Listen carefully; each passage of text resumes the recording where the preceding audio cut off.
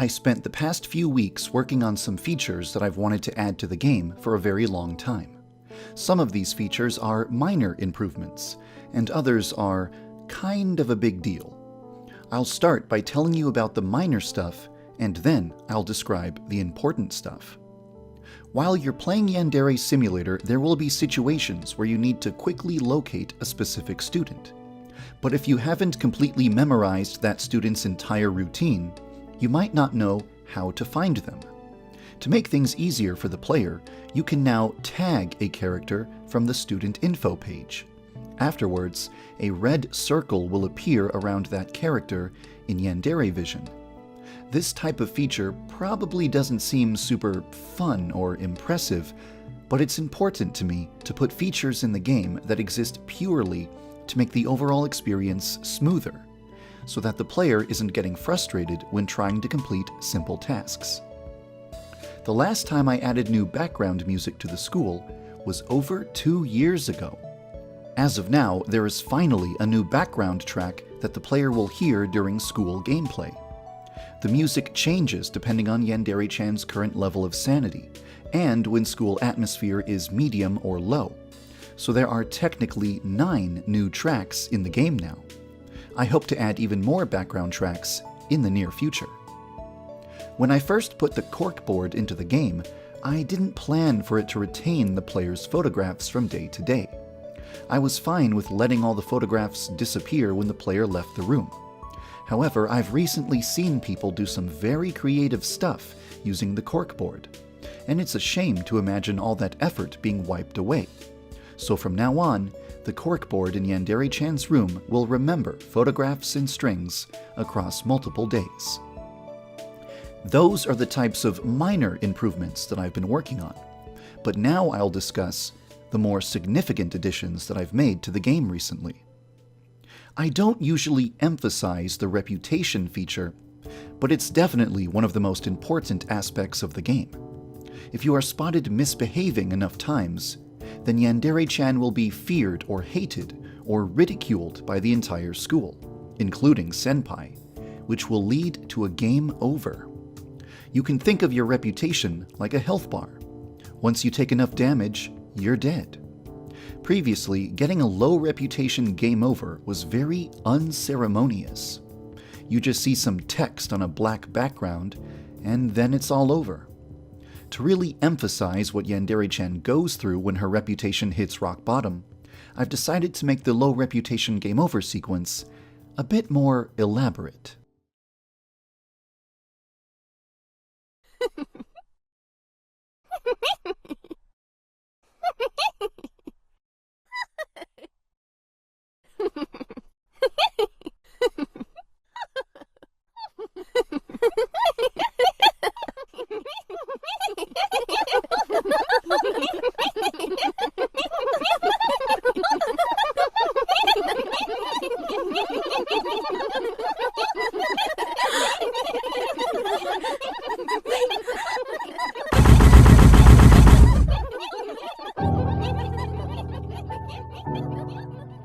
In the future, there might be multiple versions of this cutscene, depending on the exact reason why Yandere-chan's reputation has fallen. For example, if the entire school fears her and thinks that she's a scary, dangerous, violent person, then this sequence would depict people running away from her instead of laughing at her. One thing that has been bothering me for years is the evil persona. The idea was that this type of character is delighted to watch people die, so they won't report you to the police if they see you commit murder. I added this persona to the game because I wanted to have as many different personality types as possible. But from a game design perspective, this isn't a very good feature. It's basically a get-out-of-jail-free card that allows the player to completely escape the consequences of their actions with zero effort whatsoever.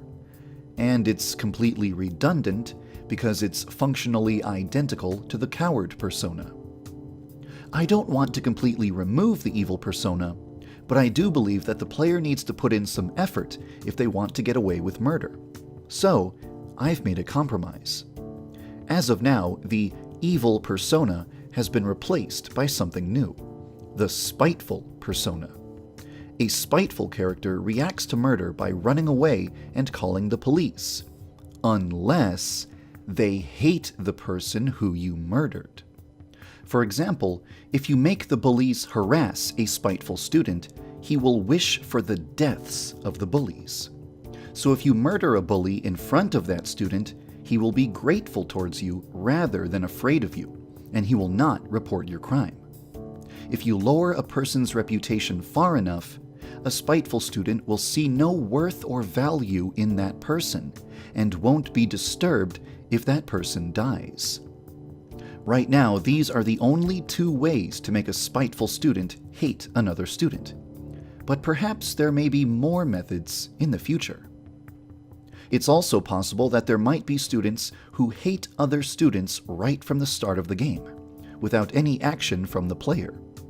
For example, maybe one of the students in the drama club despises Kizana and wants her dead. If you do enough research, you can figure out who it is, and then you'll know that you can murder Kizana in front of that student without any repercussions.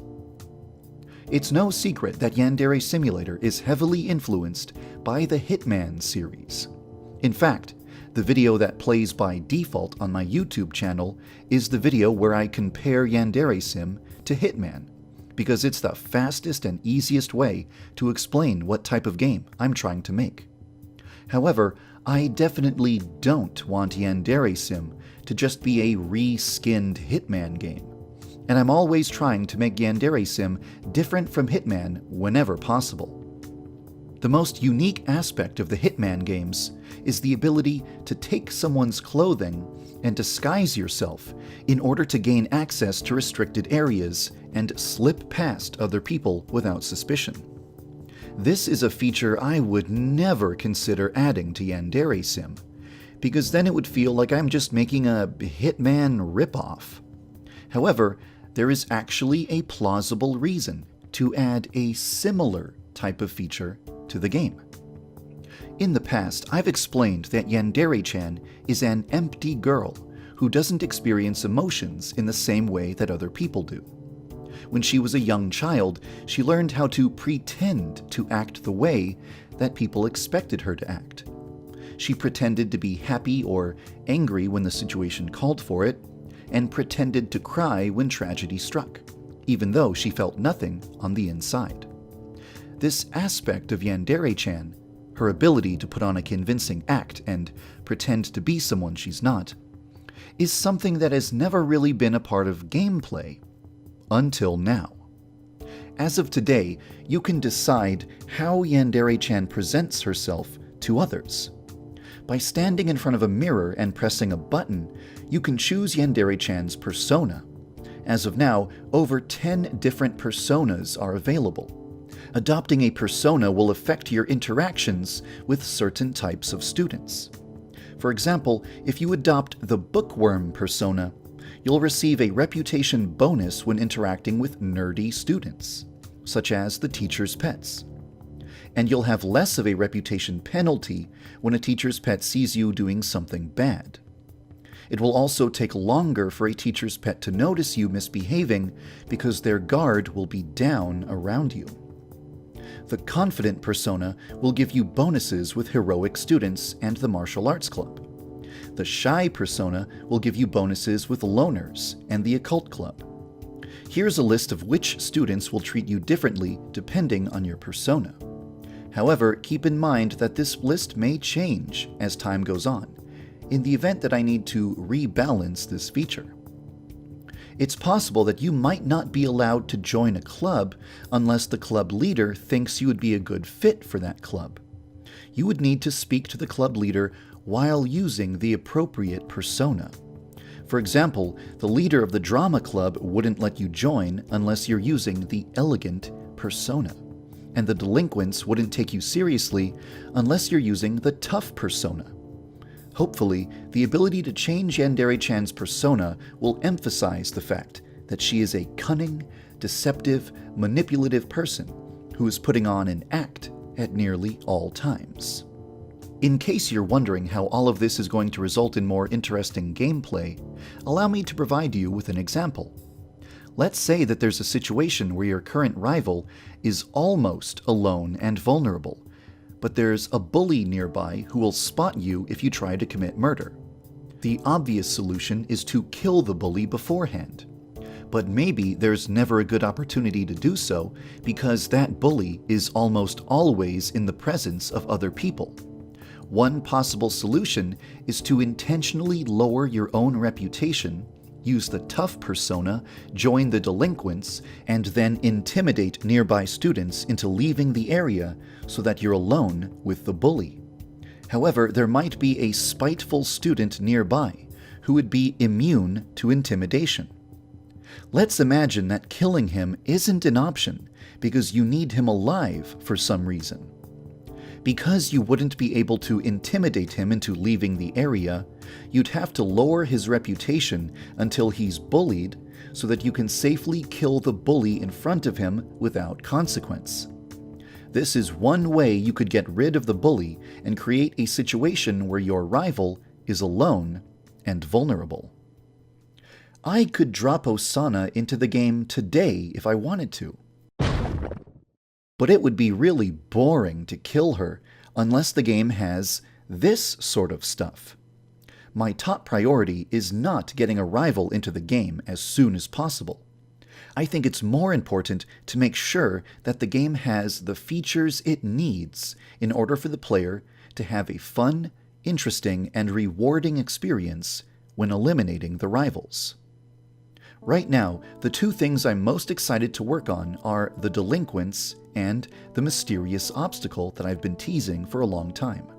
So the next update will probably be about one of those two features. I hope you'll look forward to it. Thank you for following the development of Yandere Simulator.